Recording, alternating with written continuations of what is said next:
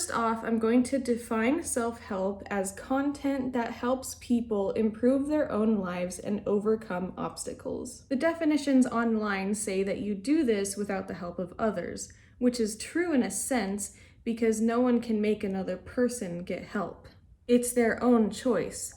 All self-improvement is self-help for that reason because someone else can't do it for you. But it's also not entirely true because self-help usually involves learning from someone else, like learning better mindsets than what society has taught us and learning how to do certain things. As with anything, there are healthy and unhealthy ways of interpreting and going about self-help. In the context of Nathaniel Drew's video, I think self-help is way too broad of a term. The title is saying that self-help brainwashed him, and he starts the video saying, "I am done with self-help." He spends the video explaining why. His main points are that perfectionism, comparing yourself to others, being overly concerned with achievement and feeling like you have to constantly strive to become an idealized version of yourself, which is at this goalpost that just keeps moving forward, which is actually just another way of interpreting perfectionism. Overly obsessing on things like morning routines and habits such as cold showers and thinking that those are the be-all end-all things that are going to kind of fix everything. He says that these are all bad and harmful things that he wants to stop, and he'd rather, moving forward, just be more easy on himself and live in self-acceptance. He stressed how much better it would be to engage in self-compassion instead of in self-help. I love the points that he is making. I just think he's targeting the wrong thing. He really shouldn't be targeting self-help. I think what he's really intending to target are the negative societal programming of things like hustle culture, competition, internalized capitalism, patriarchy, scarcity mindset, and other similar harmful programming from society.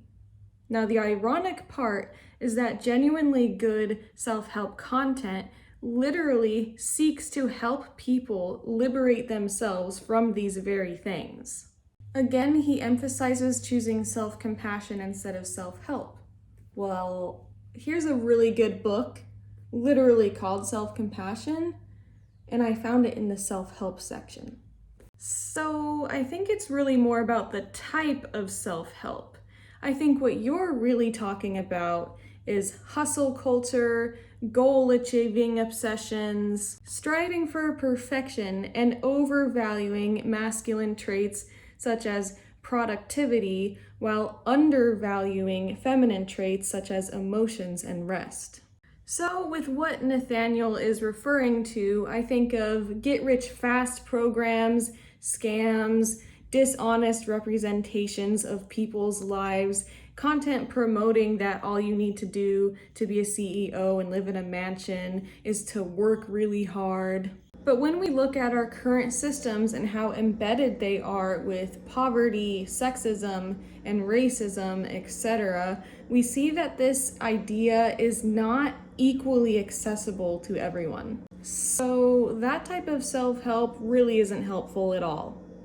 It's really just the American dream, which you have to be asleep to believe in. This kind of content sells us this lie that you just have to grind really hard and work really hard, and yet sometimes we can look at an immigrant working a lot harder than someone who just inherited a business, and clearly it's not just about working hard.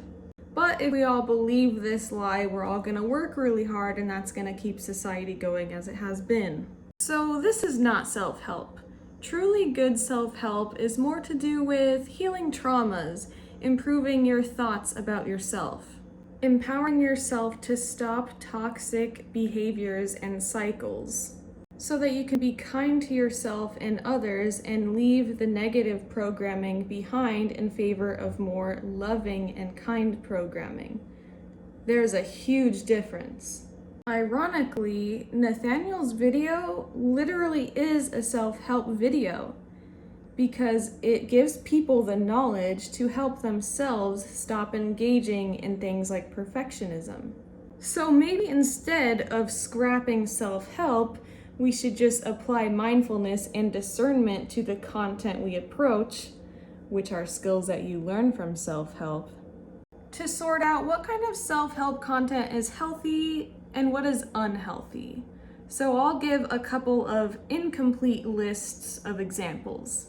Examples of healthy self-help: meditation, going to therapy, exercise, self-compassion, being kind to yourself, forgiving yourself, saying affirmations, doing shadow work, journaling, not holding yourself to too high of standards, mindfulness, self-acceptance, dealing with emotions head-on, learning how to have healthy relationships with others, learning to get rid of your really toxic behaviors and habits, such as gossiping, talking shit about people, controlling people, unprogramming limiting beliefs from society, such as the beauty myth or that your value is tied with your accomplishments or money, and reprogramming yourself for self-love and being who you truly authentically are. Learning about boundaries, identifying what you want out of life and not just what you've been told you want out of life, and then working towards those things while still resting and taking breaks and enjoying life. And then not pressuring yourself to do any of these habits perfectly or to do them every day. To healthily accept it when things don't go as you planned or work out how you wanted, and to realize that you're going to make mistakes and not beat yourself up about it. And learning that even if you just sat in nature all the time and didn't really go after any goals, you would still be worthy, whole, and complete, and worthy of living. It can also include rituals or manifesting, but those things can also be done in unhealthy ways, so that's another topic. Learning that you can empower yourself and create a better reality and life. And that you can get out of bad situations such as a job you hate or an abusive relationship, and that you deserve to always be treated with respect and kindness.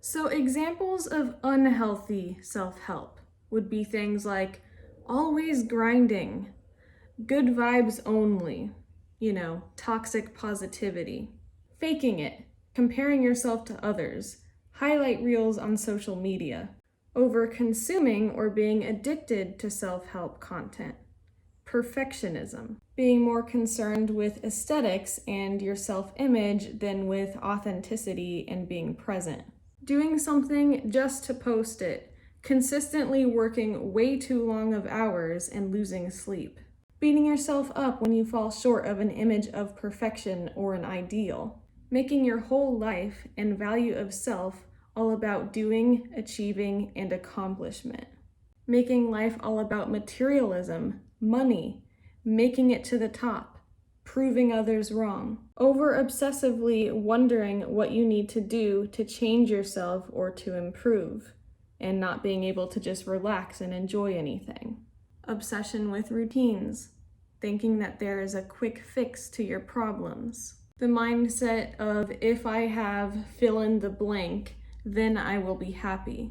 Constantly thinking that there is something wrong or inadequate with you, etc. One way to know that a majority of the things on this list are not caused by self-help content are that a majority of society, people participating in school, going to a 9-to-5, are the people that struggle with the things on this list before they ever open a self-help book in their life. Also, some of the things that you said in your video, such as not doing things as a means to an end, are concepts that you would find in a good quality self-help book. And the idea you said about trusting and listening to yourself and going within instead of outward for answers and directions and whatnot, those are very much concepts that are found, again, in good quality self-help content. Please, we can't just cancel self-help. We literally need to teach certain things, like how to have healthy relationships, how to listen and hold space, and how to be kind to ourselves, because society literally teaches us the opposite of this. Our society teaches us, especially women, that we're never good enough so that we can buy things, play into the American dream, and be part of the system so it keeps going. Indeed, the simple truth about self-help is that it's all about unprogramming the bad parts of society's brainwashing. It's about understanding that you were born more than good enough and more than worthy, and getting rid of anything that gets in the way of you feeling and acting that way. That's it. When you came into this world, you were completely confident and did not question whether you were good enough. But trauma happened, and being treated in certain ways by unhealthy people who really should crack open some self-help content happened. And from that resulted the extremely uncomfortable emotions and self-sabotage and bad habits that come from this trauma. Genuinely good self-help knowledge, when applied to your daily life and thought processes, can prevent you from turning to things such as drugs or alcohol or hurting others or hurting yourself to cope with it, and mindlessly perpetuating these cycles of abuse. It teaches you how to sit with these uncomfortable feelings and breathe through them and soothe yourself with self-compassion and kind words. That helps us not expect others to do it for us, and it helps us not go around in life spewing toxicity, which is also greatly helped by us taking care of ourselves. We need to teach self-help because it helps people get out of their fight or flight nervous system so that they have the ability to think rationally, think critically, have solutions instead of just fighting with people and treating others with respect and dignity. Here's the other interesting thing. Self-help is meant to brainwash you. As they say, if you don't brainwash yourself, someone else will. So it's just up to you to use discernment on what you want to reprogram yourself with. Okay, so the final thing I really need to say to Nathaniel, Drew, veganism is not a diet. It's also not a lifestyle any more than not supporting pedophilia and child molestation is a lifestyle. Veganism is a stance against the injustice happening to the most oppressed and most innocent beings on the planet. You're either against animal cruelty or you're not. You wouldn't do a 30-day challenge of not being racist or a 30-day challenge of not sexually assaulting people. We need to stop thinking of veganism as a diet and saying that it's a diet. We need to think about the victims on our plates and in general, stop just thinking about ourselves with no regard to the impact we have on others. Watch the documentary Dominion free on YouTube or at watchdominion.com and listen to the TEDx talk Every Argument Against Veganism. Most people don't know that the dairy industry takes away babies from their mothers right after they're born and kills the males by shooting them and turning them into veal. Most people don't know that the egg industry grinds up baby male chicks alive and slaughters all the hens. There's a lot of shit they hide from you. And now for kind of a bonus thought.